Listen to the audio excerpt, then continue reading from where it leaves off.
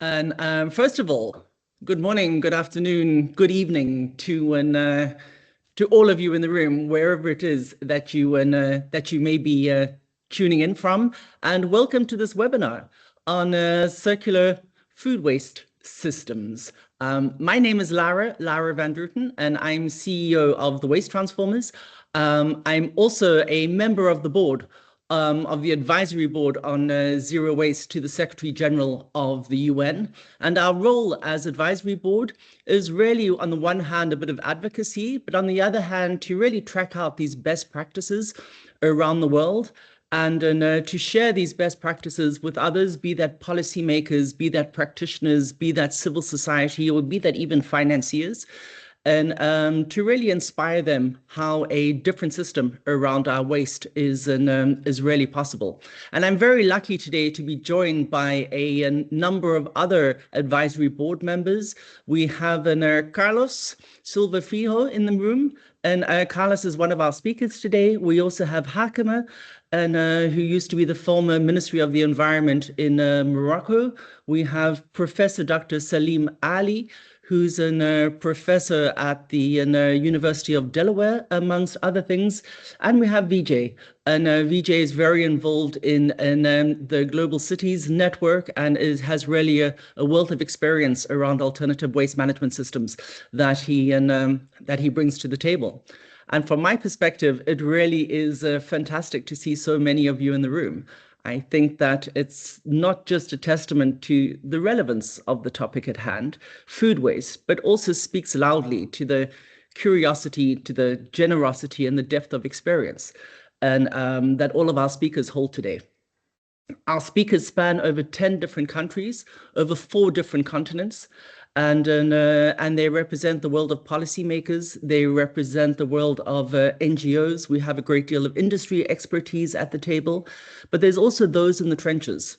And those are always the ones somehow that capture my heart. And these are the companies working really hard to make sure that food waste is a thing of the past.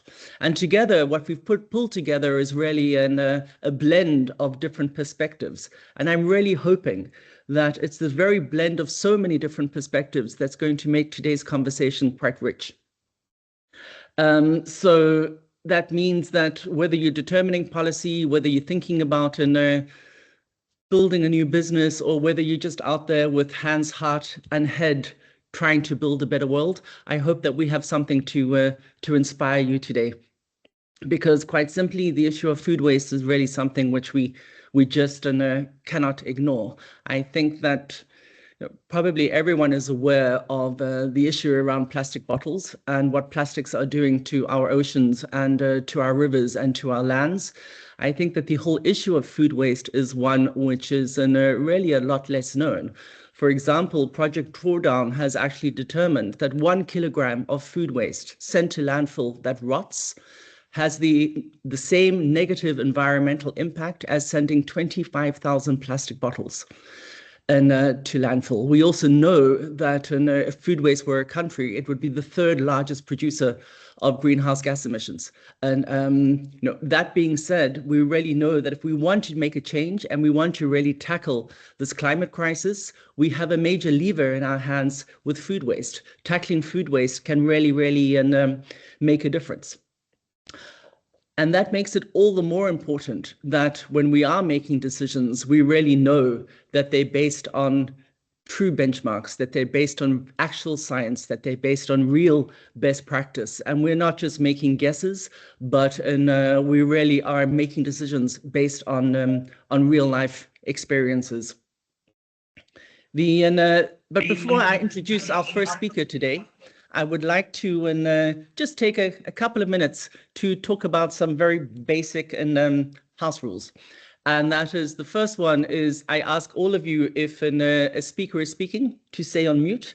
And that doesn't mean to say that you are muted. Please feel free to use the chat and with any comments, any questions, or anything else that you might have. And we'd love to hear from you, and I'll regularly visit the chat, and I will try and bring some of those comments and suggestions into the discussion. At the end of the the presentations, there'll be time for a Q&A. So please do store up those burning questions. Really looking forward to hearing them later on.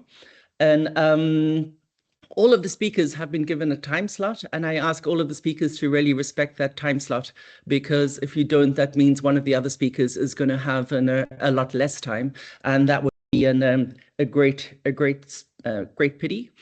And I guess the last rule is that I really hope that you'll be inspired over the coming 60 minutes, and we'll leave it with a new sense of purpose and energized in terms of what you can achieve in your own sphere. And I guess that brings me to the very first speaker. In my introduction, I touched on the relationship between food waste and climate change, but we really have someone in the house with an enormous amount of expertise on the subject. Our first speaker is Carlos, and Carlos is, as I said, a member of the Advisory Board on Zero Waste to the United Nations Secretary General. He's also a former president of the International Waste Management Association, and I guess what I would call an environmental advocate and extra sized. And Carlos, I know that you at the moment are at the UN Climate Week. Can you perhaps set the stage for us today and just talk us through what exactly is the connection between food waste prevention and climate change? Hello, Lara. Thank you very much. It's my great pleasure to join you and all our esteemed colleagues at this webinar that touches on a very, very important topic that it's usually sidelined, because as you mentioned during your opening speech, people got used or more used to discuss about recyclables, about plastics, about many other fractions, and food waste is not the premier kind of like a theme that's being touched on the different events and reports. But we need to change that, because according to the Global Waste Management Outlook 2024 that I had the honor to coordinate together with UNEP, this report that was launched last year, more than half of the world's waste that's generated is composed by food waste and green waste. So more than half is organics. If we look in the different regions, it reaches even more, 60%, 62%. So this is the largest amount. And if we continue business as usual, this amount, this fraction of the waste will grow. And this is what's leading us or taking us to what's being called the triple planetary crisis. The crisis of pollution, the crisis of biodiversity loss, and the crisis of climate change. If we don't really tackle these, the waste generation at source, we won't be able to revert this trend and revert the negative impacts of the increased waste generation. And then it comes directly to this organic fraction of food waste, because it's, I would say, the only fraction that can support the most of the SDGs, that can support the most of the challenges that we have nowadays. And this is where we stay when we are discussing about a sustainable future and a low carbon future. This week here in New York, I'm attending several events. There are more than 1,000 events throughout the week. And for the first time, I could witness the importance of this discussion. I'm trying to raise our voice here to highlight the importance to tackle food waste, to prevent food loss, in order to mitigate greenhouse gas emissions, mostly methane. Methane, a super pollutant that's really 86 times more potent than CO2. It's the only way for us to try to keep within the 1.5 Celsius in terms of temperature rise. So here is the only chance and the window of opportunity for us that who are working on this field to really make the difference. To really make the difference, not only in terms of waste management, not only in terms of mitigating global warming, but also in terms of fighting hunger. So there are plenty of alternatives, plenty of solutions, and I would say it starts within first ourselves. Then we need to engage with our neighborhoods, with our communities. Here in New York, I could follow a very, very interesting program, the composting program in the different boroughs of New York, that people are really engaging and taking their food scraps to these composting sites and then getting the compost back to use on their gardens. So this is what I call the nature-based solution, because we are following the nature cycle. So it's there for us to start. We can really be the winners. We can be the champions, not only reducing waste generation, not only reducing food hunger, and we can also be champions in terms of climate mitigation.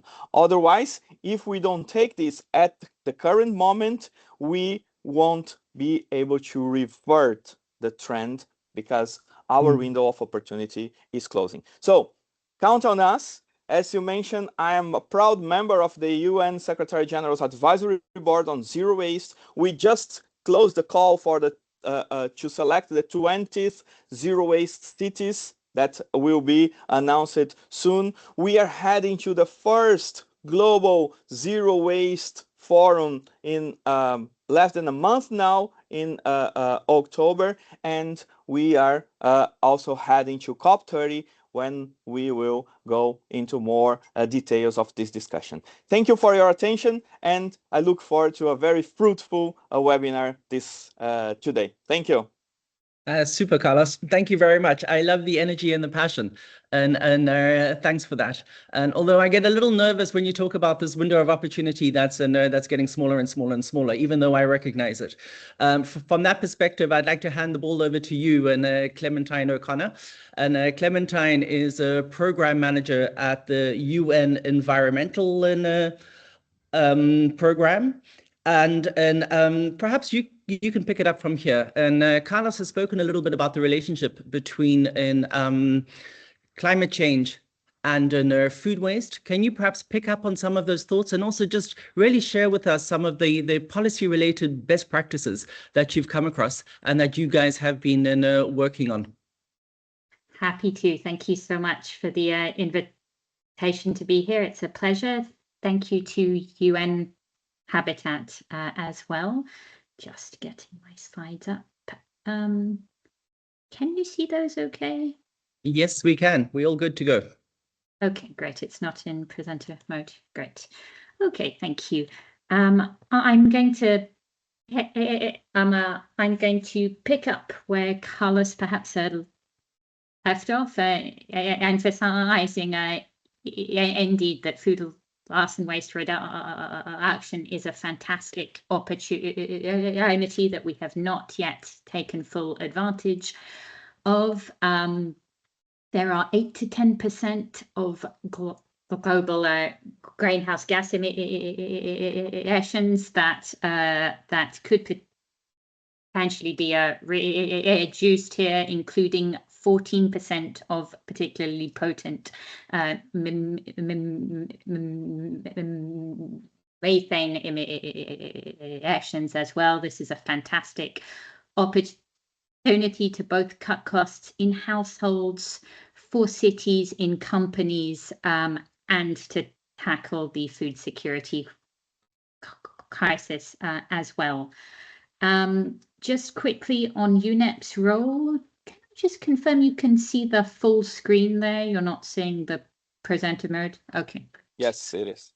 Brilliant, thank you. So UNEP's role spans data advocacy and capacity building, and I'll go into a little bit more detail there. The Food Waste Index tracks country level progress to halve food waste by 2030. We are getting quite close to this target deadline, and the urgency is upon us. The Food Waste Index 2024 shows that over 1 billion tons of food goes to waste in the retail, food service, and household sectors each year.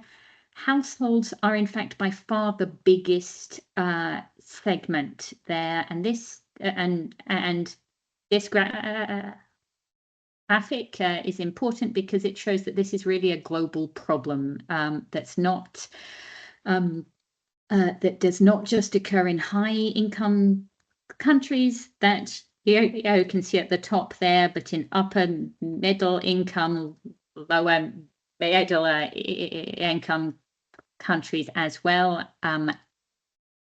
Average household food waste per capita is surprisingly consistent around the world. So this is something that we need to tackle together. So how have we been addressing this? The Food is Never Waste Coalition came out of the UN Food Systems Summit process in 2021, and it convenes both cities and member states to share best practice. We would be glad to share further details about that so that you can join us as well. We launched regional food waste working groups to go into more detail to provide that sort of capacity building to 25 countries in 4 regions. We cover things like consumer behavior change, public-private partnerships, and in particular circular food systems, which I'm happy to elaborate a little bit on here. So of course, food waste prevention is at the top of the hierarchy, and there are a wide range of ways to reduce that, including here reducing by design, upcycling, refusing is key. When you're at that cafeteria, you don't have to take the extra bread. You can ask for the right portion size. We don't have to take more than we need as well. So you can see how that's mapped on the waste hierarchy here. I wanted to talk a little bit about cities today because cities are uniquely placed to act on food waste because they have those built-in, they are at a scale where those loops for food consumption, tech innovation and waste management, such as the local composting schemes that Carlos had highlighted there. A quick deep dive on some data that we in fact collected with Israel with Carlos's support. We found that in Rio de Janeiro, 62% of total household waste was in fact food. So this is a key target here that we have to get that food out of landfill and to more productive uses there. So I'm sure that we'll have some more time today to talk about some of the great examples there, just quickly highlighting one example from the city of Florianópolis in Brazil, where the city set a really strong target to collect 90% of their organic waste by 2030, and they have been very successful in that sort of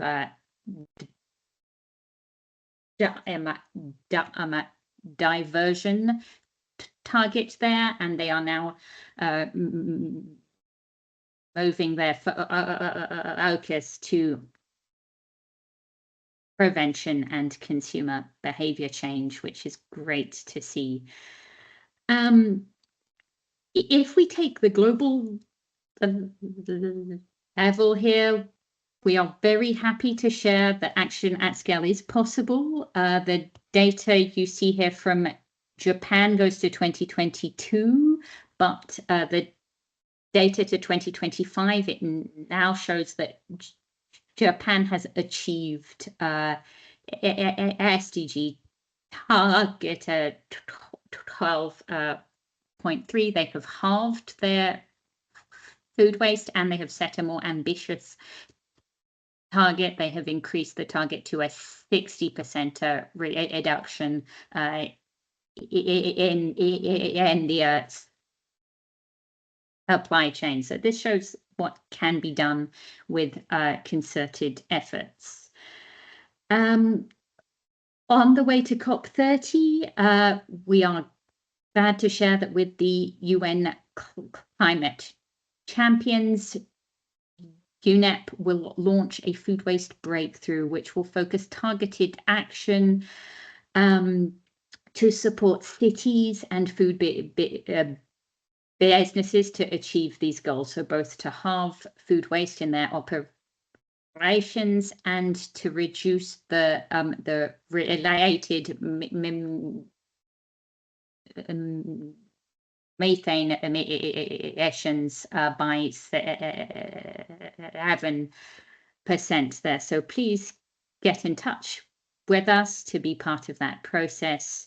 And just as I close, a quick plug that the 29th of September is the International Day of Awareness on Food Loss and Waste, and the annual celebration will take place on that day. It will have a great discussion there as well, so please join us there too. So thanks a lot for your attention, and great to keep going. Super On this.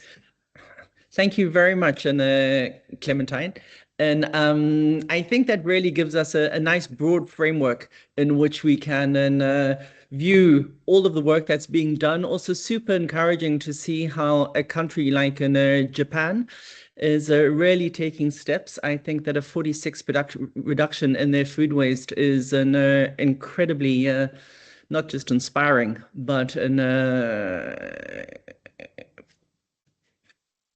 example for all, and worthy of a round of applause as far as I'm concerned.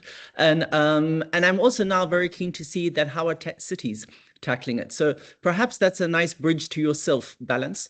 And Balance is an expert in transforming urban food systems. She's co-lead of the Global City Food Program at ICLE, a non-profit global network of over 2,500 local and regional governments. And Balance, can you take us on to a bit of a short journey into the world of city food systems, but specifically diving into your projects? And I'm also hugely curious about the food market handbook for healthy and resilient cities that you guys have developed. Over to you. Great. Thanks so much, Lara. And I'm so glad that Clementine actually mentioned that cities are uniquely positioned to tackle this challenge of food waste. And I will be indeed, if you can just allow me to share my screen.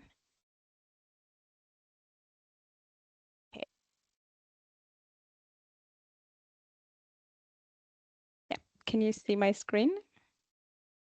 Perfect. Thanks.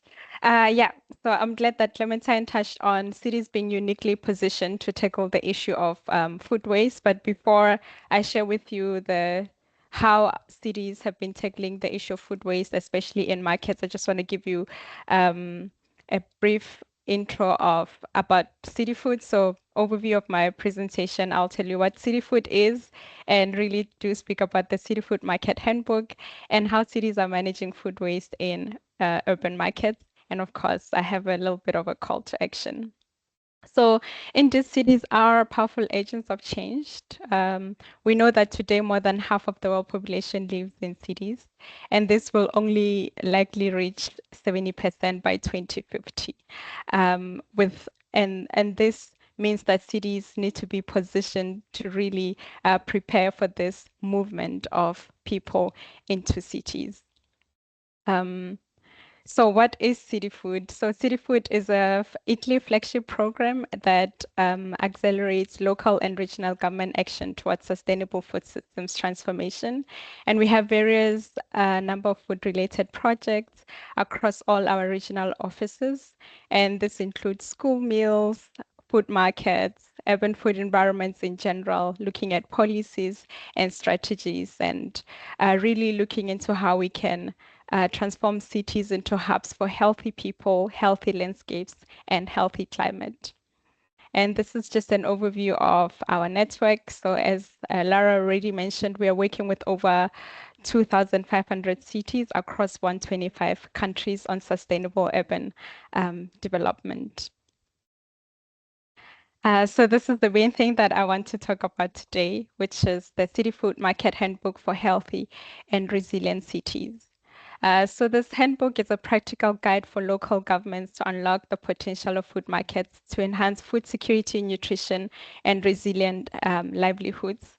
And it's for all local governments, city networks, civil society, or anybody really engaging with the markets, including the consumers, young people, old people, vendors, all different people that are engaging with the market, whether you eat there or you sell there or you just pass by sometime. And it is unique because it provides a structured approach with a clear set of actions to really support food markets in cities. And this is done through the City Food Market Action Framework. And I think it's important to just mention that this handbook was co-developed together with the World Farmers Market Coalition, GAIN, and it is funded by the German government. So indeed, at the core of this handbook is the City Food Market Framework, which is based on the 16 case studies that we collected from various cities across the globe. And this framework is really based on how cities are establishing or managing their markets.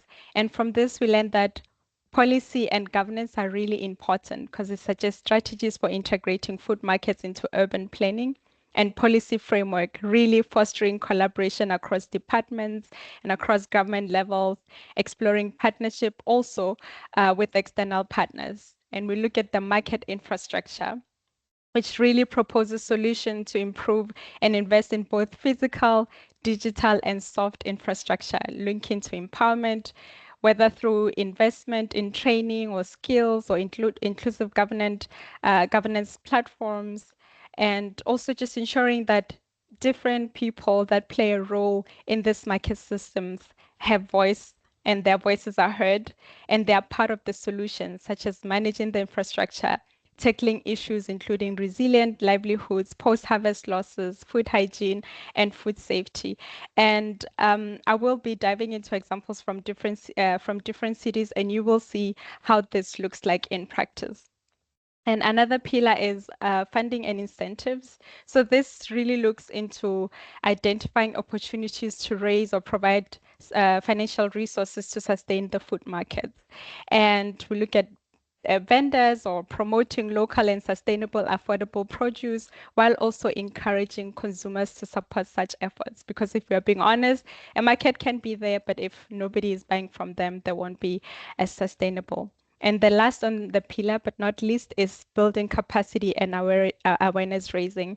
And this really sheds light into how community engagement Initiatives such as workshops and awareness campaigns are essential tools to foster behavioral change toward healthier eating and sustainable consumption. So I'm just going to go straight into how cities are managing food waste in urban markets. I will share the link to the handbook at the end so that you can, on your own time, dive right into it.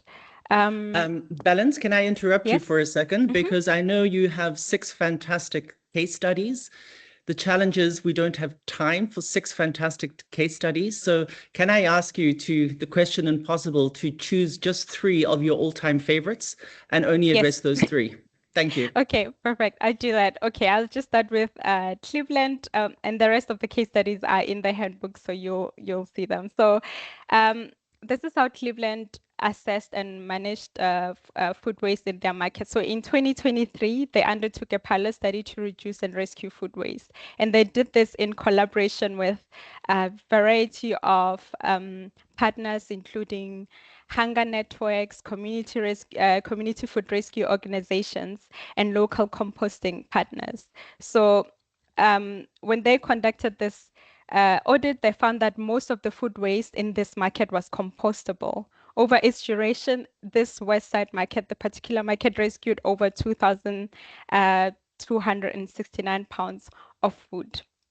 And some of the food was distributed to organization, and they were able to also compost about 40,000 pounds of food. So with this example, we're learning that collaboration really does make a difference when the city or when a market is trying to manage food waste. And I'll just move to the next one, the Science City of Muniz in the Philippines. So the challenge was that the city was generating high volume of organic waste, including food scraps, spoiled produce, and this would obviously result in that the waste is decomposing very quickly, and as a result, there would be foul odors attracting pests. So in order to address this, again, the city engaged with other organizations to collaborate with them and on how to manage this waste. And they also developed a policy really engaging the vendors to collect waste twice daily and hiring the eco cleaners as well to ensure that at the end of every market day, the waste is being collected.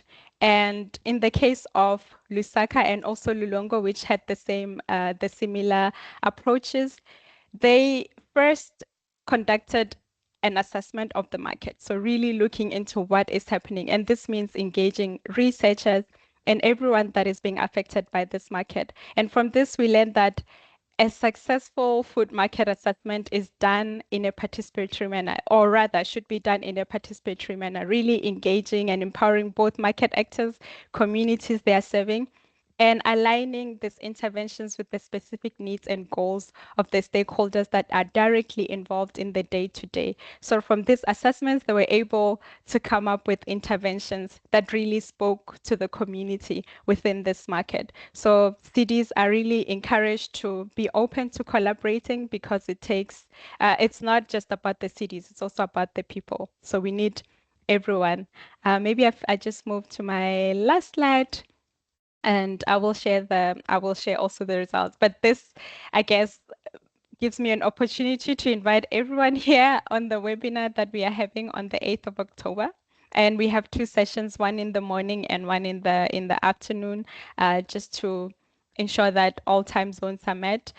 So you will be hearing directly from the cities on how they are assessing and managing food waste. And some of the cities have already shared their case studies, and we will be also having more cities from all over the world. So please feel free to join us on this webinar. And as the call to action is just really to call on to everyone to reimagine food markets as dynamic urban spaces for fostering innovation and inclusivity. And if you can, download the handbook, but I will also share it in the chat. Thank you. I hope I didn't take much of the time. Thank you very much, Balance. Sincere thanks for your input. Greatly appreciated. And From that perspective, looking specifically at cities, we also know that there is a huge role for industry in actually changing the way that our current food systems work. And from that perspective, I'd like to make a quick jump over to Emma Delfach. Emma is a CEO of the newly launched company, an advisory and research firm called Unwasted, and they have just released a research report on the food industry in Sweden. And my question to you, Emma, is really quite simple. And that is, what can we learn from Sweden? What are the best practices or even some of the worst practices? Thank you, Lara. With that said, me and my colleagues work as strategy and business advisors, but with the hidden agenda to try to contribute to this more resilient and sustainable world that you've all been talking about. And with those glasses, we are constantly looking for shifts that can enable business to be the force for good. And we have experienced that there is a shift happening right now.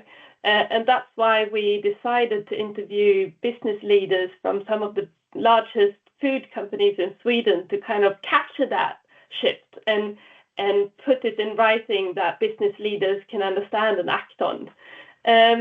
So just sharing some of the key takeaways from that with you guys. And the first is that the playing field is really changing. And that was what we were sensing, but it's something when you get the CEOs of large companies to say it themselves. And what they all communicated was that they are used to stability, but that is gone. And they also acknowledged that that is no longer the reality. We are experiencing a much more turbulent reality to navigate our companies in. And just to give an example, the CEO of one of our largest coffee companies in Sweden shared that when we entered 2025, coffee prices were at a historic high level. Already in September, prices were 207 cents per pound, and now they are 400. So the coffee prices is an example, but there is so much happening around the food industry right now that is really making it very turbulent for them. A second insight was that resources, we've been talking about it now with a lot of different angles, but for food companies, of course, it's energy and water, but it's also all the food going into the system, has been a question for someone doing purchases or sometimes a sustainability manager. But the CEOs we've been talking to say that resources has come to a point where it's so big risk around resources and securing resources that it's now a strategic question.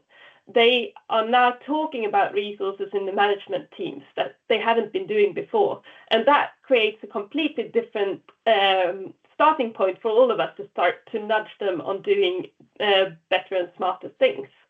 An example of that was Mariette. She's the CEO of Rate and Convenience in Sweden. That's the company owning all the 7-Elevens, all the corner stores of different brands in Sweden. And she said, today one needs a clearer risk map than we had a few years ago. We don't know exactly what will happen, but we know that something will. She shared that they were prepared for the coffee prices, but she's afraid of what they don't know, the unknowns when it comes to resources that she isn't, that their management team don't know about. So a lot of risks, but amongst those risks, there are a lot of opportunities, especially if you acknowledge that the system that's been optimized on being predictable now isn't, then we can't take for granted having access to cheap resources just in time from a global market. We need to be much smarter. We need to be more local and securing resources from secondary flows is a really smart way to go about it, or using resources much more efficient than we've done before. And one example of that in that strategic opportunity is a company in Sweden called Lantmännen. They previously purchased oat and wheat just to do ethanol, replacing fossil fuels. Now they take the same oat and wheat. First they pull out the gluten and sell it. Then they do the ethanol. Then they do feed of what's left instead of wasting it.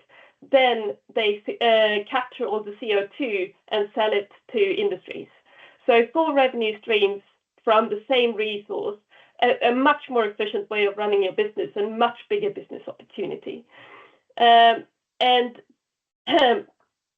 an example from that, the vice president of Lantmännen said, in order to make today's investment pay off, one must exploit or develop the value of all streams, everything that comes out of the facility. So rounding off, there is a lot of things happening. A lot of business leaders are actually panicking. Talking to a colleague that spoke to the CEO of a big bakery the other day, that's like, I want to quit my job. I don't know what to do. It's so hard to run a company in this very disruptive, unpredictable world. But we see that there is so much opportunities if we start to be much smarter on resources, where companies can really, really reduce their waste and make business of it instead. And we captured all those learnings and good examples in a report, unfortunately still only in Swedish, but it's to come. But just want to share with you, like really share with you, all that's advocating for this. It's really a new playing ground for companies, and we need to find ways to show that to the management team so they start to act on it and drive towards resource efficiency and drive towards circular solutions in different ways. Nice. So thank you so much. Yeah, thank you very much, Emma. Super. And I also think we're extremely fortunate today because we actually have 4 companies who are figuring out how to do things smarter, in a way that's more local, and also in a way that uses a far less local resources, and at the same time doing that, extracting much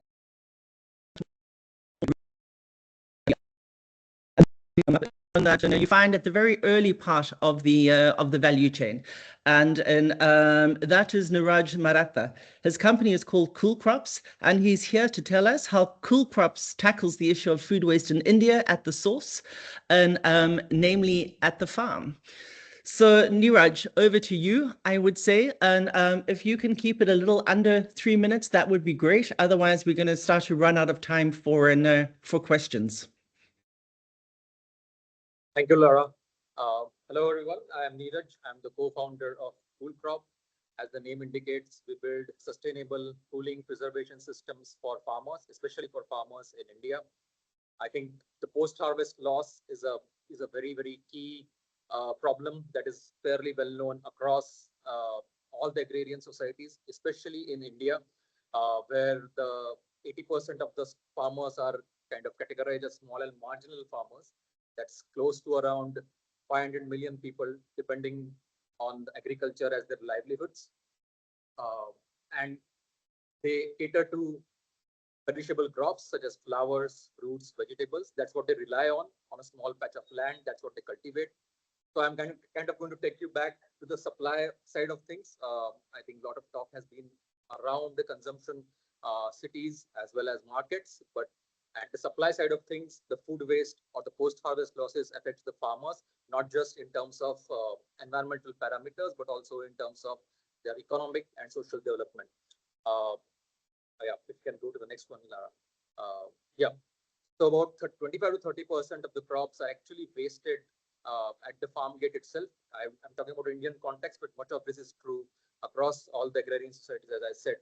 And various studies have showed about 12 to 13 million tons of cooling facilities being lacking at the farm gate. So that's the problem that we're actually solving at Cool Crop. How can we build customized solutions, especially for small farmers, where they can pre-cool or preserve or aggregate the produce so that they don't have to actually rely to sell them on the daily basis at any throwaway market prices. They don't have to leave the produce on the farm because they're not getting the right prices. They don't have to let it rot on the field. I think every hour of produce, freshly harvested produce being on the field takes out 24 hours of the shelf life. That's proven through the various studies. So the solution is basically a decentralized cooling system, which is powered through solar energy. Again, as I said, it is customized. We have done systems which can handle multiple crops at the same time at different temperature and humidity ranges. We have done ripening systems, freezing systems.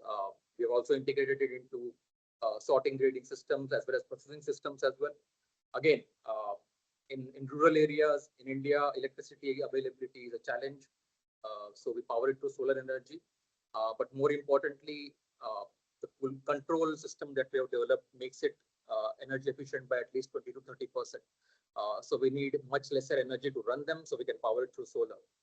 During the night, the thermal storage technology that we have developed, the panels that you see on the right, actually kind of take care of maintaining the temperature. So even on cloudy days, even during the night, the temperature is maintained though the machines are not working.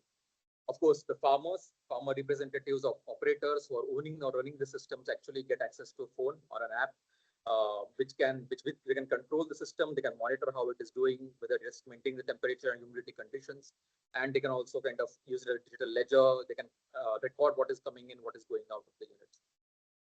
Neeraj, I'm afraid, and I know 3 minutes goes super fast. And can I ask you to just wrap it up in a couple of seconds? Yeah, so this is what we have done in the past 4 to 5 years after we started deploying across India, starting from Himalayas in northern India, distributing apples. This is what we have installed. And as I said, more importantly, this is just a part of the solution. And we want to work with government agencies, with other stakeholders to ensure that these systems are used judiciously to cut down post-harvest losses and also impact farmers' livelihoods and future of agriculture. Fantastic. Thank you very much. Super. And a very inspiring story. I want to jump over to Ernest. Ernest Lamy is CEO of Farm Estates, and Farm Estates has really a quite different approach to farming. They're a pioneering agri-tech startup utilizing vertical hydroponics in Ghana. Ernest, inspire us. Yeah. Hi, everybody, and thank you very much for the opportunity. I want to ask if my slides will be projected from your side. Okay, thank you very much. Okay, I hope you can hear me. Yeah, there's a bit of a buzz in the background. Oh, sorry about that. I think it's from my machine. Okay, so I'll continue. Please do. Okay, thank you. So let's go to next slide, please. So food waste is both a global crisis and also a local reality in Africa. Up to half of fresh produce is lost before it reaches consumers, mainly due to insufficient farming practices, weak supply chains, and lack of resilient food system. This is not just waste, it's lost nutrition, lost income for farmers, and also opportunity for sustainable growth. And for us at Farm Estates, we are tackling this problem by pioneering climate-controlled vertical hydroponics farm to grow pesticide-free leafy greens and vegetables. Our system uses up to 90% less water, and then we also ensure year-round production and then eliminate post-harvest waste at the farm level by producing closer to consumers. Currently, our hydroponics facility is able to produce more than 1,600 heads of lettuce per every 6 weeks, which is packaged efficiently for the market. With our AI-driven monitoring system, we are able to optimize plant growth and also prevent losses before they happen. For us, this is not just about technology, it's about building a resilient food system that can feed Africa and cities sustainably. One of the biggest policy enablers for us has been tax exemption and also agricultural input and VAT relief on our food crops. This allows us to reinvest our scaling operations and also reduce final cost to the consumer. But the key indicator, the key inhibitor for this is lack of clear national framework for urban farming and also controlled environment agriculture. Recognizing vertical farming as a strategic component for food security would accelerate adaptation and also cut waste across the supply chain. Our vision is Thank you very much. And I'm sorry, Ernest, I'm going to have to cut you off there as well, because the 3 minutes are up. But I think you gave us fantastic insight into what you do. And it really is wonderful to see you pioneering like that. It's now over to Winston. And Winston has his company is called EDOM. It's based in Kenya.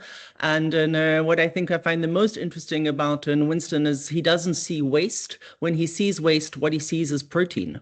So over to you, Winston.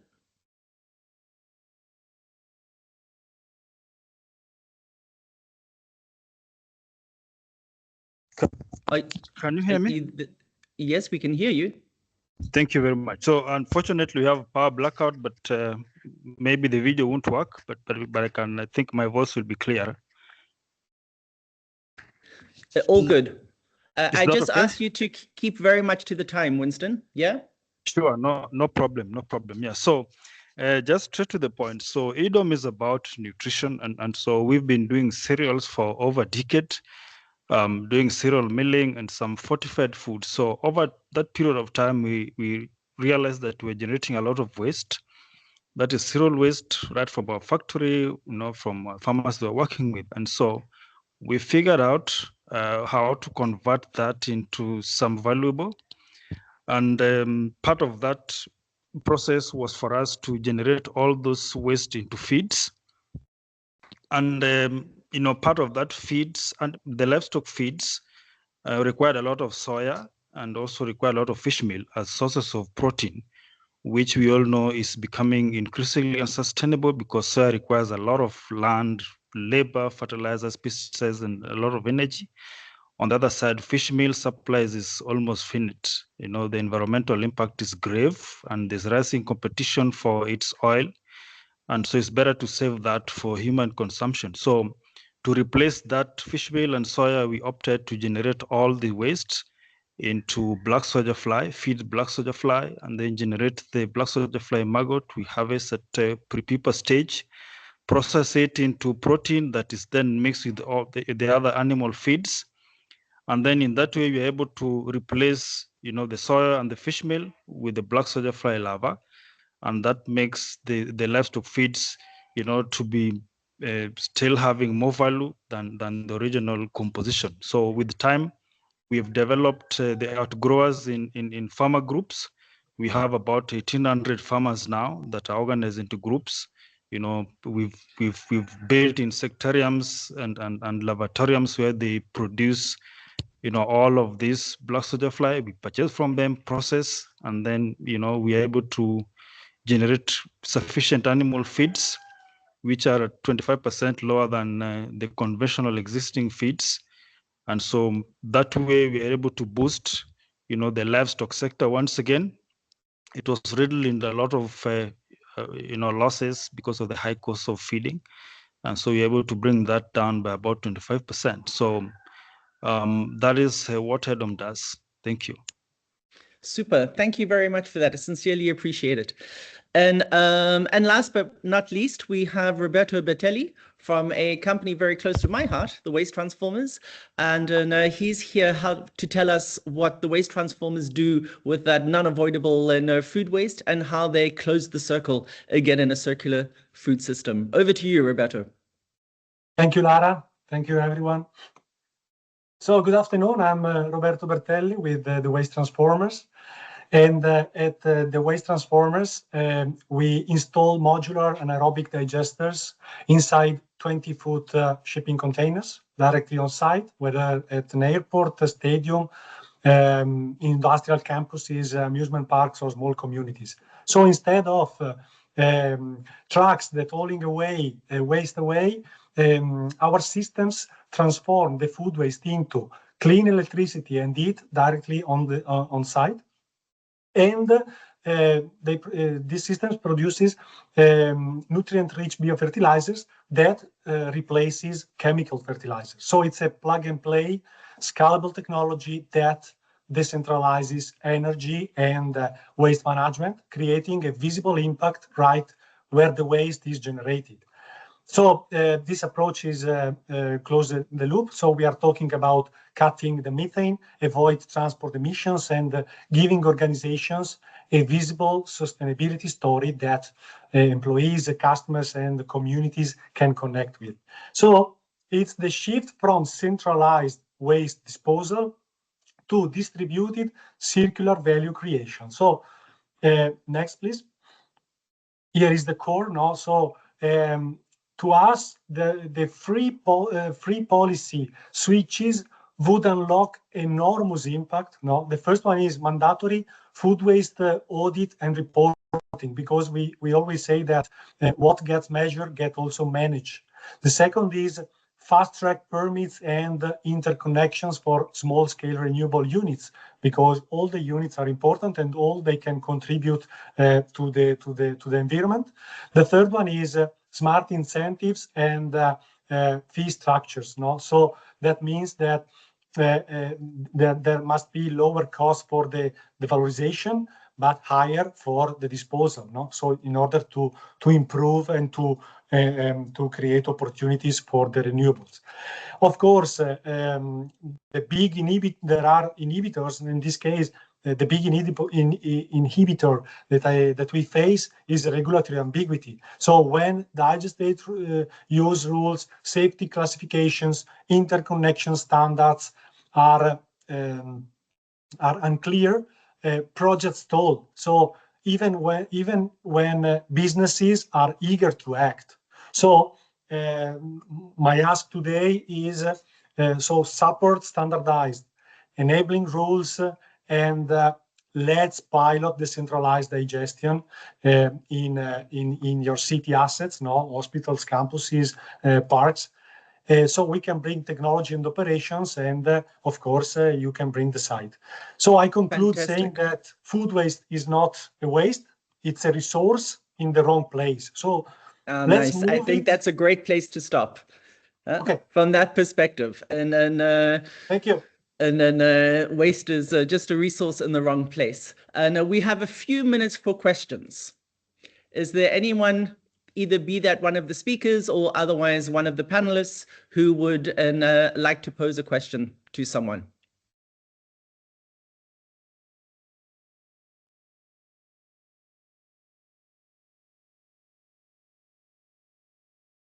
No questions from anyone? Benson. This is Winston. Can I go? Yes, please do. Yeah, good afternoon, everybody. So I just want the context of Roberto so that we can discuss some other issues behind the scene. I'm very interested with the technology that is being implemented in Portugal. Thank you. Absolutely. So what we can do is, I think, the whole purpose of this webinar is for everyone to make new connections, for people to start collaborating, to find out what people are doing, to collect the practitioners with one another, the practitioners with the policymakers, also to bring in the financiers. I suggest, Benson, that you reach out on LinkedIn. And I know that Roberto is very active there, and I'm quite sure he'll be in touch with you. Yep. And I think that probably applies to everyone else in the room right now. And do we have any other questions? This is Winston. Can I go ahead? Yes, please do. Yeah, I had Clementine. Could I be in touch with Clementine? I think she also touched on some process that will be done by UNEP. I'd love to be part of it.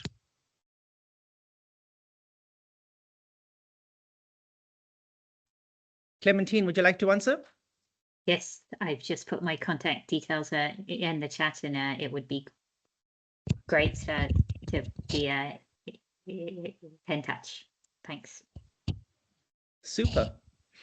Okay. Then officially we are 2 minutes over time, and but I did want to take the opportunity to thank each and every one of you for sharing your experiences today. I think the breadth and the depth of an expertise, knowledge, hands-on experience, and is really super exciting. And listening kind of across the whole value chain, from policymakers to civil societies to the practitioners in the field, I really do believe that if we want to make change happen, and what we have to do is really come together, listen to each other, and coordinate, and really figure out how those policy enablers and those policy inhibitors can be tackled together, so that we can really turn the corner, as it were, and start building a super healthy, super resilient, non-wasteful food waste system that is future proof. So I thank each of you once again for joining and for sharing. And my message to all of us would be that we've got this. We can do it. Happy to reach out and look forward to continuing the dialogue later. Thank you. Thank you. Thank Bye-bye. you. Thanks all. Bye. Thank you. Bye-bye. Bye. Bye. Okay, you. bye. Bye.